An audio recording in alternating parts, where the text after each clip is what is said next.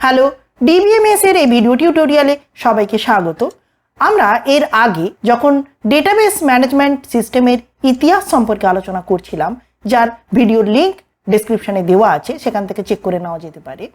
সেখানে দেখেছিলাম যে প্রাচীন কাল থেকে মানুষ ডেটা স্টোর করার জন্য প্রথমে হায়ারার্কিয়াল মডেল ব্যবহার করেছে, তারপর নেটওয়ার্ক মডেল ব্যবহার করেছে এবং তার ডিসঅ্যাডভান্টেজগুলো থাকার কারণে রিলেশনাল মডেল ব্যবহার করতে শুরু করেছে। আমরা এর আগের ভিডিও টিউটোরিয়ালে প্রথমে হায়ারার্কিয়াল মডেল আলোচনা করেছিলাম, তারপর নেটওয়ার্ক মডেল আলোচনা করেছিলাম, যার লিংক ভিডিও ডেসক্রিপশনে দেওয়া আছে। আমি সবাইকে অনুরোধ করব যে আজকের ভিডিও শুরু করার আগে প্লিজ সেগুলোকে একবার চেক করে নিতে। আজকের ভিডিও টিউটোরিয়ালে আমরা আলোচনা করব রিলেশনাল মডেল সম্পর্কে। রিলেশনাল ডেটাবেস মডেল সম্পর্কে আলোচনা করার আগে আমরা একটু তার উদাহরণটা দেখে নিই। এই রিলেশনাল ডেটাবেস মডেল সবচেয়ে পপুলার এবং আজও আমরা এটাকেই ব্যবহার করে চলেছি। সেখানে ডেটাকে না একটা টেবিল ফরম্যাটে স্টোর করা হচ্ছে। এটা সবচেয়ে ইম্পর্টেন্ট একটা কনসেপ্ট। ধরা যাক যে ডেটা রিপ্রেজেন্টেশন অফ স্টুডেন্টের roll number, name, last name, subject, age, sex, category, তো সমস্ত ডেটা আমরা টেবিল ফরম্যাটে রাখি। আমরাও এটাই করি। হ্যাঁ, মানে এই জিনিসটাকে, মানে যেটা আমরা রোজ দিন করি, সেটাকেই কম্পিউটারের কোডে ট্রান্সফার করা হয়েছিল। ফলে মানুষের এটাকে ব্যবহার করতে খুব সুবিধা হয়েছিল। তার সাথে সাথে কম্পিউটারের নলেজ এখানে এসেছে। ফলে এটা একদম একটা বৈপ্লবিক চিন্তা কিন্তু ছিল। তো সেখানে এই শুরুর যে কলামটা থাকে, যেখানে সব নামগুলো লেখা থাকে, রোল নাম্বার কি, ফার্স্ট নেম, লাস্ট নেম, এটাকে আমরা বলি অ্যাট্রিবিউট। আর এইগুলোকে আমরা বলি রো, আর এগুলোকে বলি কলাম বা এন্টিটি। আমরা এই সমস্ত শব্দগুলোর সম্পর্কে ডিটেল আলোচনা করব। কিন্তু শুধু এটুকু শুরুতে কনসেপ্ট আমি সবাইকে নিতে বলছি যে রিলেশনাল ডেটাবেস মডেলের ক্ষেত্রে আমরা একটা টেবিলের মাধ্যমে ডেটাকে রিপ্রেজেন্ট করার চেষ্টা করি। তাহলে এর ফর্মাল ডেফিনেশনটা দেখে নেওয়া যাক। A relational database is a data management system that represent the data in tabular form, মানে টেবিল ফর্মে, of row and column as shown in table 1, যেটা আমরা এখানে দেখালাম। It called relational because the system support relationship between their entities and their attributes. যেই roll number এবং এই যে প্রত্যেকটা এন্টিটি, তাদের মধ্যে একটা সম্পর্কের মাধ্যমে ডেটা এখানে এন্টার হবে। যা তা ডেটার যেখানে সেখানে তুমি ঢুকিয়ে দিতে পারো না। যেমন এটা স্টুডেন্টের তালিকা, এবার এর মধ্যে তুমি প্র্যাকটিক্যালের ল্যাবে কোন স্টুডেন্ট কোন ইনস্ট্রুমেন্ট ব্যবহার করছে সেটাকে তুমি এর মধ্যে লিখে দিতে পারো না। কিন্তু এরকম হতে পারে যে স্টুডেন্টের একটা তালিকা হচ্ছে ইনস্ট্রুমেন্টের তালিকা। তার মানে ব্যাপারটা এরকম ভাবে যে এখানে স্টুডেন্টের টেবিল, এখানে ইনস্ট্রুমেন্টের টেবিল এবং তার থেকে ইউজ টেবিল। তাহলে স্টুডেন্টের টেবিলও একে ব্যবহার করছে, ইনস্ট্রুমেন্টের টেবিলও একে ব্যবহার করছে। এই হচ্ছে বেসিক কনসেপ্ট যে রিলেশনাল ডেটাবেস মডেলের ক্ষেত্রে। আমরা কতগুলো এক্সাম্পল দেখে নিই। 1 নম্বর, relational database concept was introduced by E.F. Codd at IBM in 1970 via its research paper Relational Model of Data for Large Shared Data Banks. Later in 1974, IBM introduced System R just for a scientific project. তো actually 1970 সালে Ted code এটা আবিষ্কার করেছিলেন একটা theoretical concept হিসেবে। Ted code ছিলেন IBM এর employee. তাই টেড কডের এই কনসেপ্টটাকে নিয়ে 1974 সালে সিস্টেম আর নামক একটা ডেটাবেস ম্যানেজমেন্ট সিস্টেমের কথা প্রথম IBM তৈরি করে। তবে সেটাকে তারা কমার্শিয়ালাইজ করেনি, তারা শুধু জাস্ট বানিয়েছিল। কিন্তু মৌকাটা লুটে নিয়েছিলেন ল্যারি এলিসন। ব্যাপারটা কি না, টেড কডের কনসেপ্টটাকে নিয়েই 1979 Larry Ellison founded Oracle. Oracle database was the first commercial RDBMS, Relational Database Management System, software based on paper of concept of E.F. Codd. As for example, software name is Oracle 10G বা 11G, যা আমরা ব্যবহার করতে চলেছি।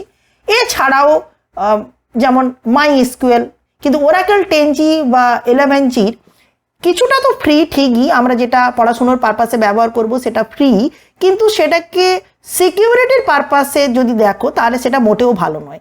কারণ প্রত্যেক সফটওয়্যারেরই একটাই মাত্র পাসওয়ার্ড সেট করা যায়, একটাই মাত্র ইউজার নেম সেট করা যায়। কিন্তু তুমি যদি পাসওয়ার্ড ইউজার নেম ভেরিয়াস করতে চাও তাহলে কিন্তু তোমাকে পয়সা দিয়ে সফটওয়্যারটাকে কিনতেই হবে। কিন্তু MySQL এর ক্ষেত্রে সেরকম ব্যাপার নেই, সেটা ফ্রি এবং ওপেন সোর্স। এই ছিল কতগুলো RDBMS এর উদাহরণ। এবার কেন এই DBMS বা RDBMS এত পপুলার? না, তার অ্যাডভান্টেজগুলো হলো, 1 নম্বর সিম্পল, সত্যিই সিম্পল।